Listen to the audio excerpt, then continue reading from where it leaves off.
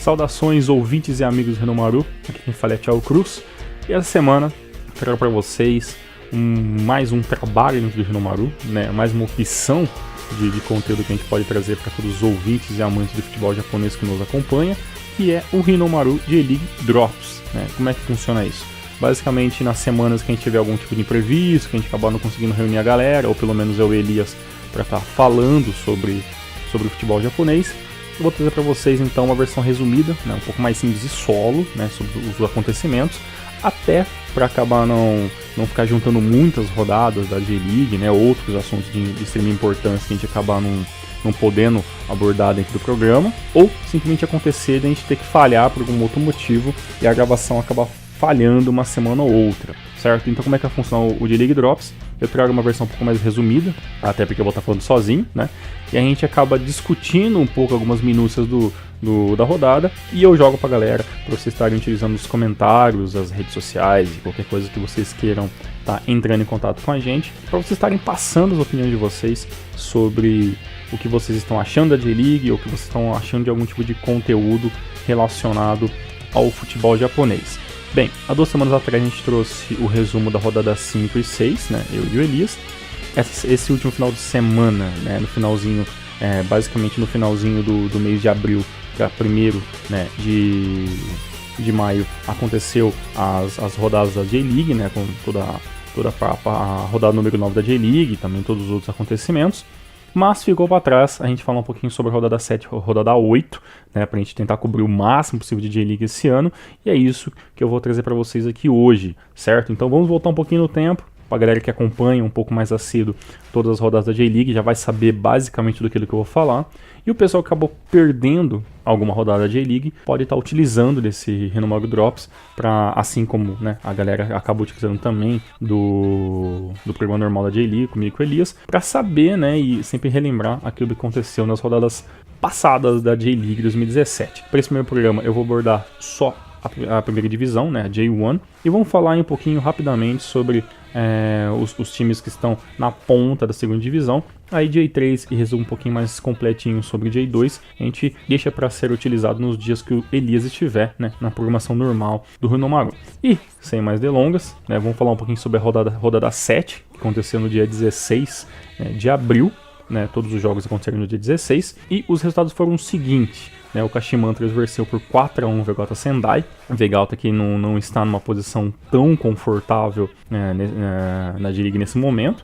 É um time que acabou oscilando em alguns momentos, mas a gente volta a falar um pouquinho sobre isso mais pra frente. O Kashima fez o seu trabalho e venceu fora de casa, por um placar muito bom de 4-1. O Hiroshima perdeu para o Yokohama Marinos por 1-0, né? O Vissel Kobe encontrava ali a sua derrota e pra cima do Kashiwa Reysol por 2-1, um resultado surpreendente, porque o Kobe jogando em casa é muito forte. O Jubiluata venceu, né, o Sagan Tosu por 2-1, o Cereço Osaka empatou com o Gamba em 2-2, né, e seria interessante essa rodada pelo retorno, né, do grande derby de Osaka, né, um jogo interessante, onde o Fujihara abriu o placar pro Gamba já no segundo tempo, né, aos 57 minutos, aí o Sugimoto empatou aos 71, fez um double, né, aos 36, com o passe do Souza, isso ficaria 2-1, e aí no finalzinho, né, o time do Cereço acabou vacilando um pouco, e o Gamba aproveitando, o Shokurata acabou dando números finais e o empate, né, por um jogo que foi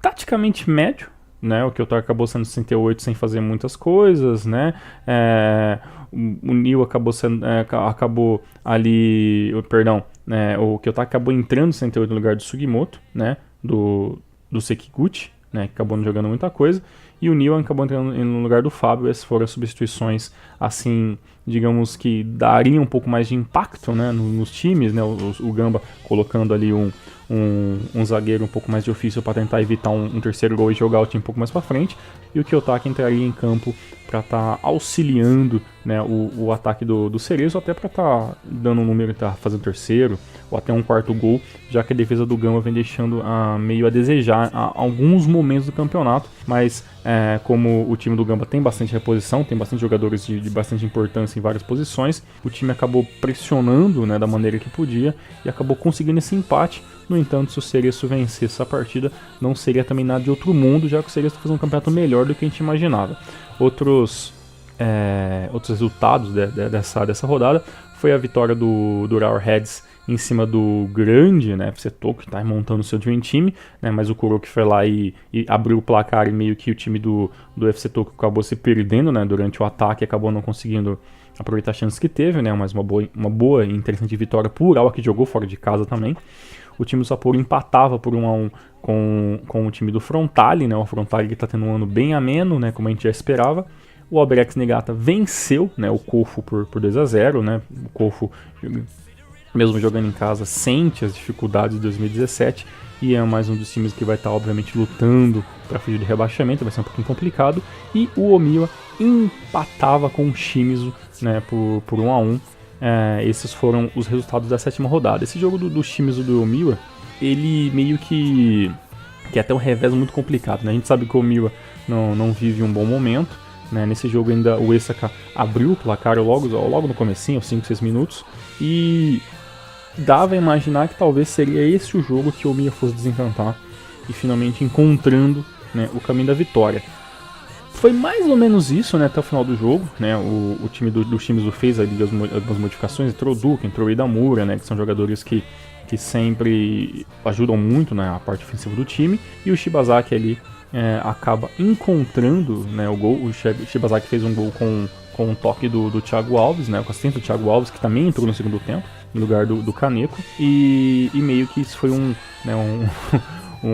grande balde de água fria, né, em cima da torcida do Omiya, que esperava que pelo menos contra o Shimizu, que é um time muito parelho, né, na questão de financeira, na estrutura de time, acabasse conseguindo a vitória, mas aí o Shimizu acabou empatando no finalzinho, né? E aí aquela dificuldade do Omiya conseguir sua primeira vitória, né? A partir de mesmo depois de 7 rodadas continuava. E como todo mundo aqui sabe, né? Que a galera que já está acostumada mais a ouvir a J-League, o Omiya conseguiria sua vitória apenas na rodada 9, né? Mas isso a gente fica falando um pouquinho mais para frente.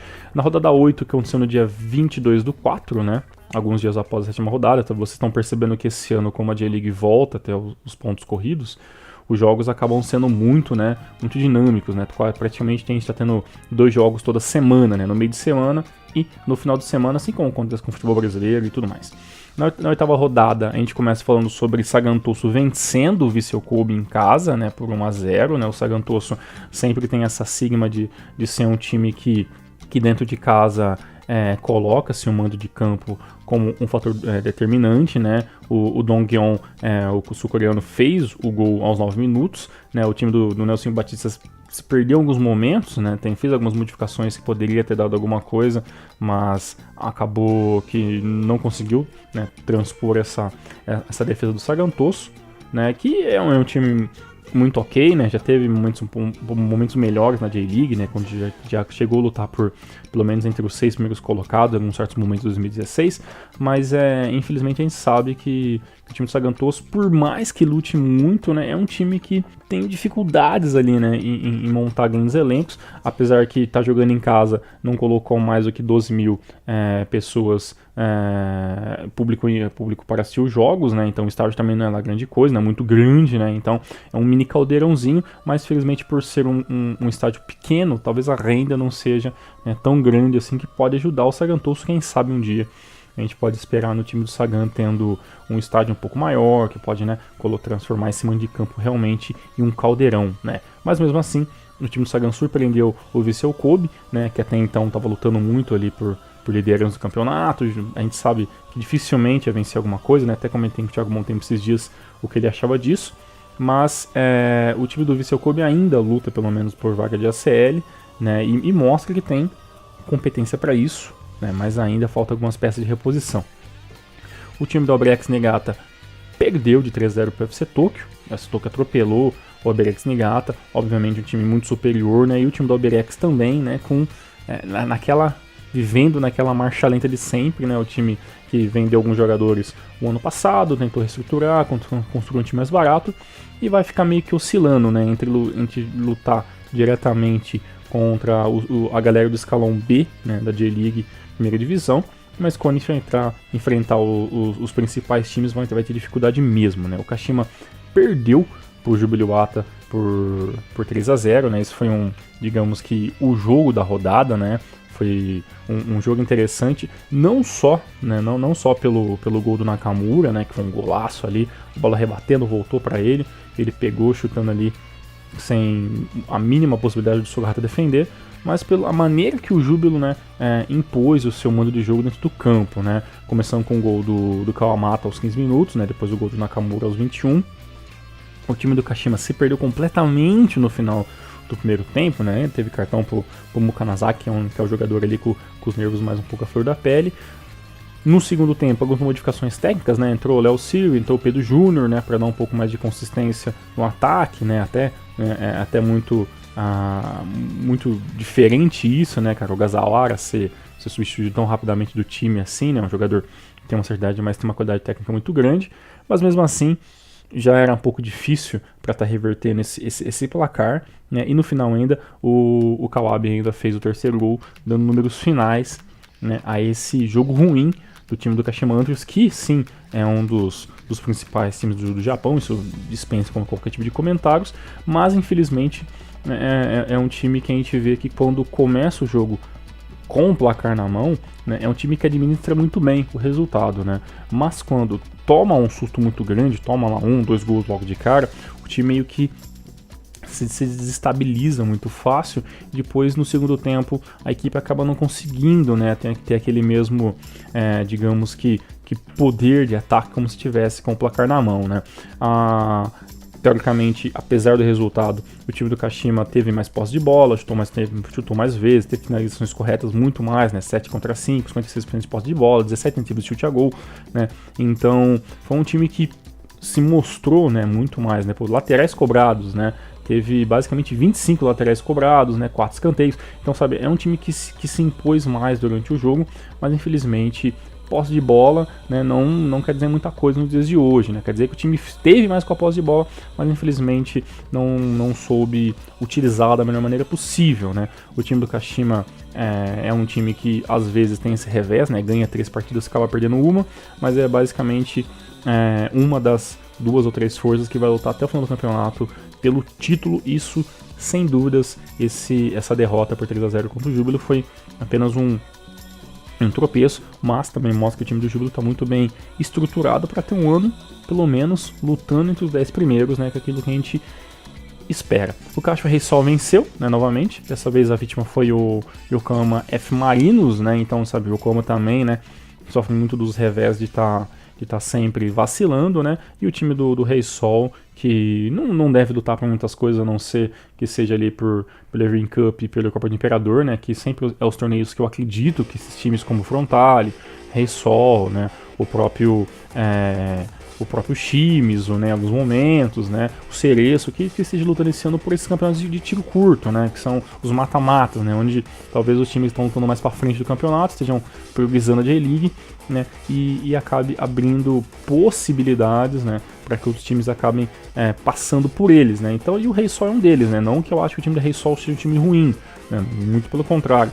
A gente até brinca nos números normais, é que eu não sou muito fã do estilo de futebol do Reysol, né? Mas isso não quer dizer nada, apenas uma opinião minha, né? Eu acreditava também que um pouco do time de Yokohama pudesse estar tendo uma consistência um pouco melhor, né? Isso não está acontecendo, mas é apenas a 8ª rodada, né? Tem muita coisa para acontecer ainda, né? E nesse jogo, né? O Cristiano marcou mais um gol de pênalti, né? E o Nakagawa acabou dando números finais a essa partida, né? Também Reysol fazendo um ano de campo muito interessante.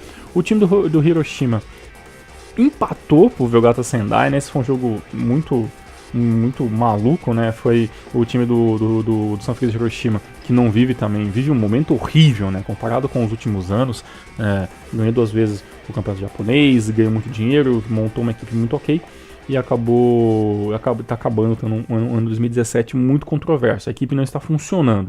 O que aconteceu nesse jogo?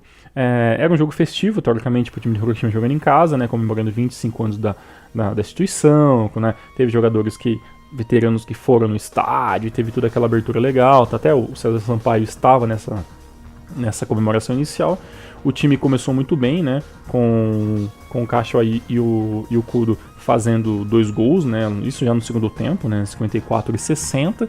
Teoricamente, todo mundo imaginava que o time do Sendai, por ser um time de segundo escalão de J-League e com um time muito, né, muito mais modesto do que o Sanfrecce, fosse sentir o baque de tomar 2 gols tão rápidos assim, né, em menos de 4 minutos tomando 2 gols. E todo mundo pensava que basicamente o resultado estava finalizado, né. No entanto, né, o Regatta Sendai fez 3 gols inacreditavelmente rápidos, né, aos 68, 73 e 76, né, o Hwang, né, o Mita e o Chihara, né, o Chihara também já foi jogadores do Sanfrecce Hiroshima, fizeram os gols pro Sendai, o Sendai virou o placar para 3-2, né, isso calou completamente a torcida, né, o time Sanfrecce fez as modificações automaticamente após tomar o terceiro gol, entrou o Mitika, entrou o Felipe, entrou o Shajima, e o time foi para frente, né, até porque seria um revés muito grande pro Sanfrecce Hiroshima, mais aquilo que já tá passando, né? Fazer 2 gols, tomar 3, né? Ainda ser o aniversário de destruição da equipe com festa, então seria um vexame inacreditável, mas mesmo assim o time do Sanfrecce, apesar de tudo, conseguiu um empate com o Shibazaki nos 94, 95 minutos do segundo tempo, e esse empate com um sabor de derrota foi um alerta vermelho pro time do Sanfrecce Hiroshima, né? Que mostra que a defesa é sim o grande ponto fraco esse ano, e pro time do Regatta Sendai, que não deve estar lutando por muita coisa esse ano, pelo menos mostrou que o time tem um poder de ataque, é um time que tem que ser levado a sério, como todos da elite de futebol japonês, né? Mas o Sendai, que a gente sempre brinca que é um time veterano, mostrou ali que os veteranos em pouquíssimos minutos podem fazer uma bagunça se você não abrir os olhos, né? O outro jogo foi Kofu e Cereço, né? Um jogo sonolento, 1-1, né, não tem muito o que se falar, o Cereço muito abaixo, né, um time oscilante, o Kofu também naquela sua lentidão, cadenciando muito o jogo, acabou conseguindo esse empate em casa, que pro Kofu tá de muito bom tamanho, né. O Urawa fez ali digamos, mais um jogo interessante, né, junto com o time do Kashima e o Jubileewata, que fizeram um excelentíssimo jogo. O time do Urawa enfrentou o Sapporo, né, e todo mundo também imaginava que o Urawa ia meter 5, 6, 7 gols no Sapporo, né? E acabou sendo muito pelo contrário, né? O Urawa começou muito bem, Rafael Silva abriu o placar, né? O Ryodo, né, empatou aos 34, o Sekine no finalzinho do primeiro tempo fez o 2-1, e até então o jogo estava basicamente meio que definido, né? O Kuroki de Pênalti fez o 3-1 no segundo tempo, e no finalzinho do jogo, aos 37, né?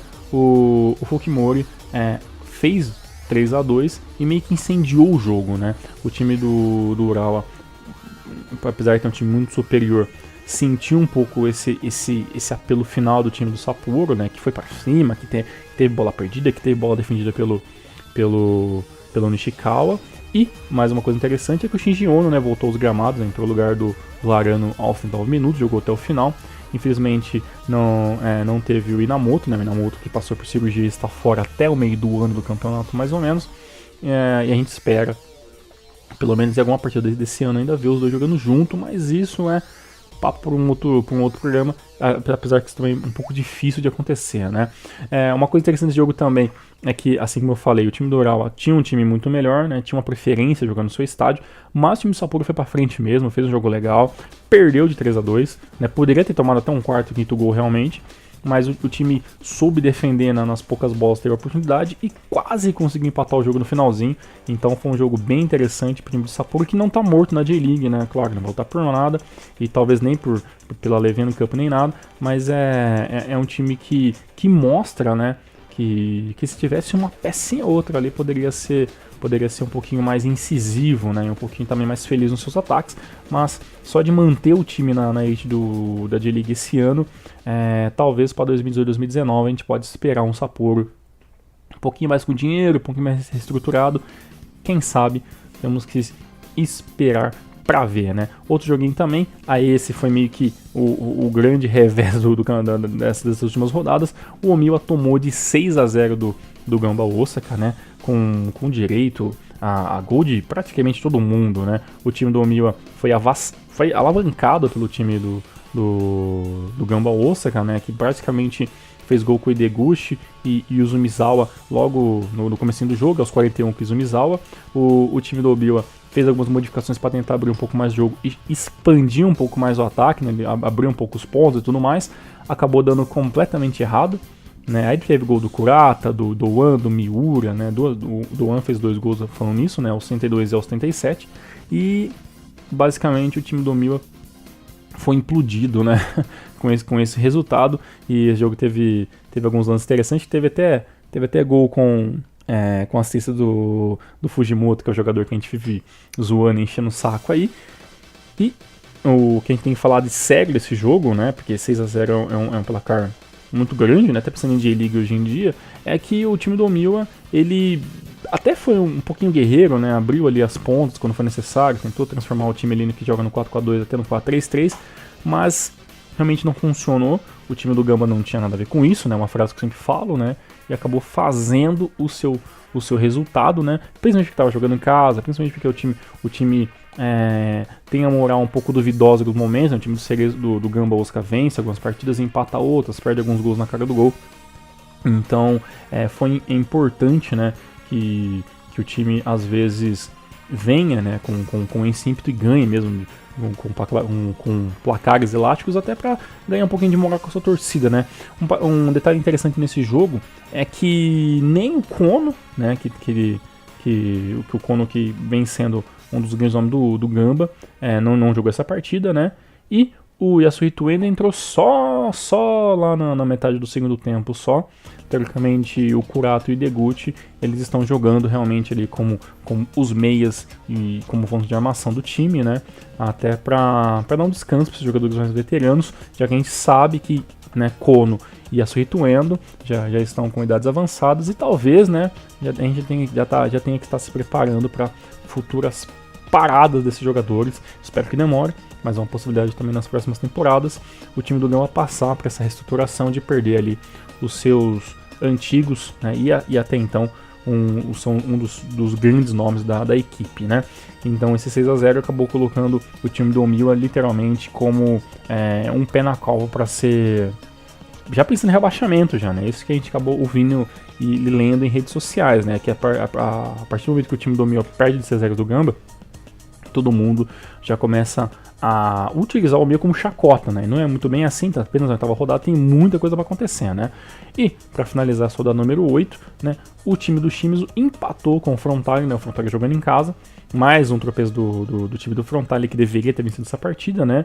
Acabou começando perdendo, né, com o gol do Kaneko pro time do Shimizu, né? O Abe acabou empatando o jogo, né? O Nakamura Kengo fazendo o segundo gol aos 72, e no finalzinho do jogo o Thiago Alves, mais uma vez entrando no segundo tempo, acabou dando o número de da partida e o empate pro time do Shimizu, que jogando fora de casa, um pontinho tá ótimo. Já na questão do Frontale, a gente esperava porque pelo menos o Frontale esteja vencendo, né, esses times um pouco mais abaixo que ele, para estar pelo menos ali se disparando, né, nesse pelotão. Se a gente fosse fazer pelo menos dividir a J-League em 3 equipes, né, as equipes extremamente ricas, né, Kashima, Ural, a Gamba Osaka, a gente fazer um escalão B e um escalão C, né, a gente poderia colocar ali o Frontale como com B, junto com o Jubiluata, junto com o Cerezo e tudo mais, mas às vezes esses times tendem a oscilarem, né, e acabar perdendo os pontos que poderiam sim fazer diferença no final do campeonato.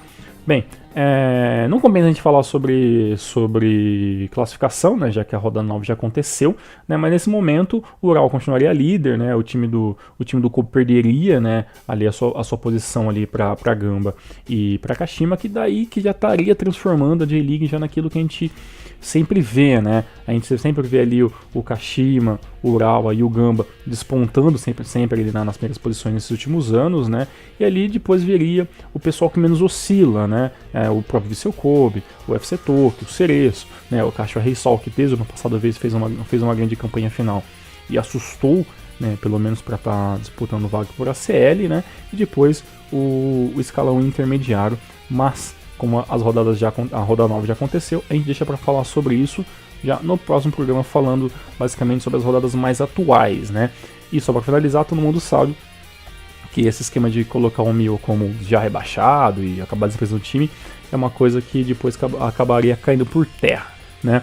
Falando rapidamente sobre os resultados da J2, né, os mais importantes, nessas últimas rodadas, já que a J2 está na rodada 10 já, né, um pouquinho adiantado que a J1, o time do Yokohama FC venceu as últimas duas partidas, né, acabou fazendo 4-0 no Chiba, né, na rodada 9, e na rodada 10 acabou vencendo por 4-1, né, o Kumamoto. O time do Yokohama FC está na liderança, né, com 20 pontos juntos, né, basicamente os três primeiros colocados estão com 20 pontos, né. O time do Nagoya Grampus, que poderia até ser líder do campeonato, perdeu por Renofa Yamaguchi por 2-0, né. E depois, na rodada 10, encontraria novamente a vitória, vencendo o Kusatsu por 4-1.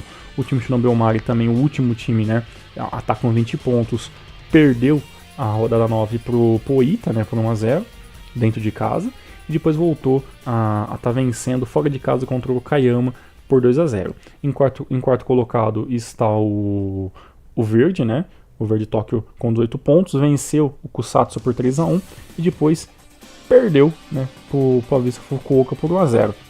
Em quinto local está o Avisa Fukuoka com também 18 pontos, que empatou a rodada 9 com o Mito Hollyhock por 1-1, né, e depois acabou vencendo diretamente o Tóquio Verde por 1-0, né, e acabou ganhando pontos para estar empatando ali na quinta colocação junto com o Tóquio Verde. E em sexto, né, está o nosso Matsumoto Yamaga, né, o queridinho Matsumoto Yamaga, acabou sendo rebaixado nos últimos da J-League, né, que era um time que a gente dotou ali com o mascotinho.